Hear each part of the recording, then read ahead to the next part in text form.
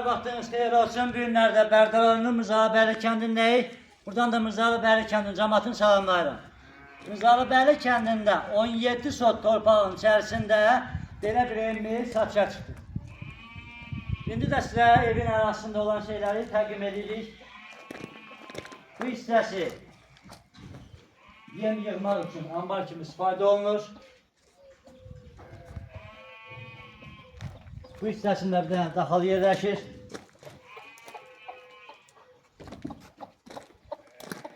Həyətində belə tam remontlu belə bir otaq yerləşir.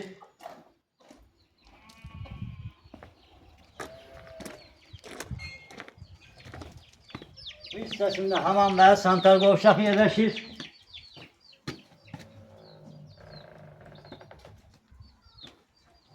İndi də sizə həyətində olan tövləsini təqdim edirik.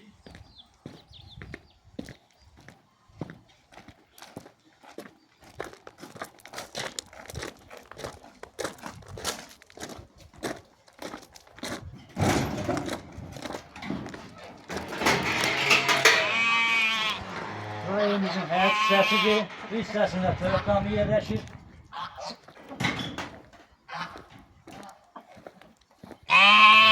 Telefon zaborun içərisindədir.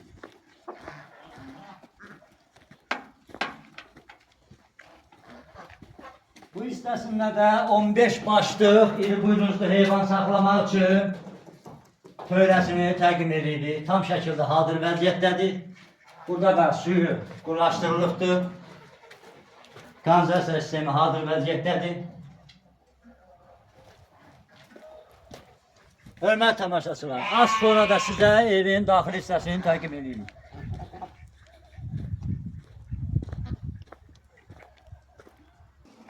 Hörmətli tamaşaçılar, indi də sizlərə evin daxil hissəsini təqdim edirik. Evimiz yerləşib Beşiktaş köçüdə.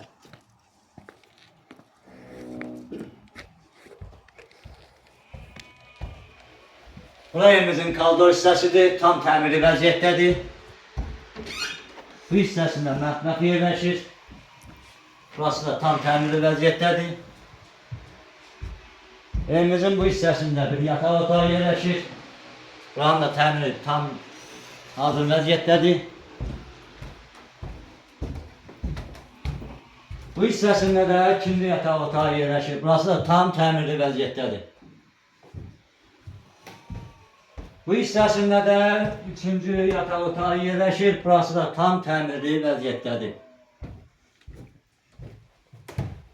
İndi də sizlərə evin qonaq otağını təqdim edirik. Hörmətli tamaşaçılar, burada evimizin qonaq otağıdır. Burası da tam təmirli vəziyyətdədir. Nəzərinizə çatdırım ki, evimizin sənədləri paket qupsadır. Evimizin qazı, işığı, suyu, Wi-Fi də belə mevcuddur.